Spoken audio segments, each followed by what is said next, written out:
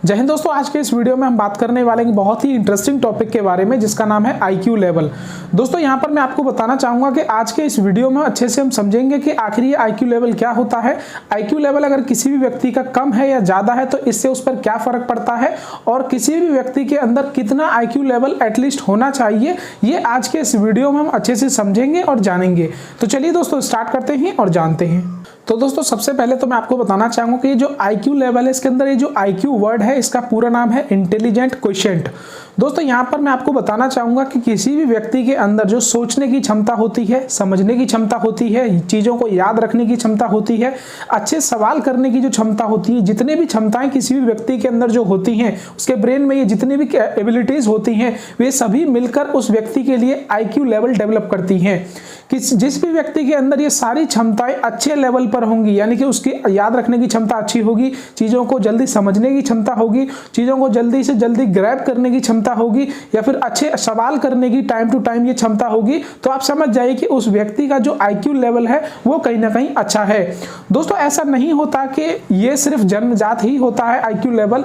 अगर किसी व्यक्ति के अंदर आईक्यू लेवल लो है तो उसको कुछ प्रैक्टिसेस करके, कुछ उसके अभ्यास करके उस आईक्यू लेवल को यहाँ पर बढ़ाया भी जा सकता है।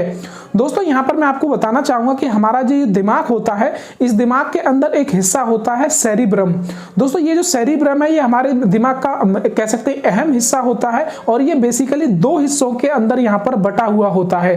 दोस्तों वो सेरिब्रम ही होता है जिससे हम किन्हीं भी चीजों को पढ़ पाते हैं, याद रख पाते हैं, समझ पाते हैं। अगर हमारे दिमाग का जो सेरिब्रम पार्ट है वो काम ना करे तो हम किसी भी चीज को फिर ना रीड कर सकेंगे, ना उसको लिख सकेंगे, ना उस चीज को हम याद कर सकेंगे।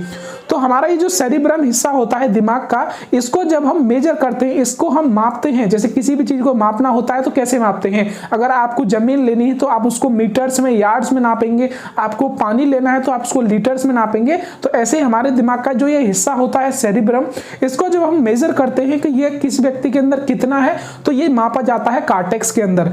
जितना ज्यादा कार्टेक्स आपके सेरिब्रम का होगा उतना ही आप इंटेलिजेंट होंगे, उतना ही आपका यहाँ पर आईक्यू लेवल हाई होगा। यानी कि कार्टेक्स बेसिकली डिपेंड करता है कि आपका जो सेरिब्रम हिस्सा है वो कितना ज्यादा यहाँ पर एबल है किसी भी चीज को समझने, उसको कह सकते हैं ग्रैब करने के लिए, उस चीज पर काम करने के लिए।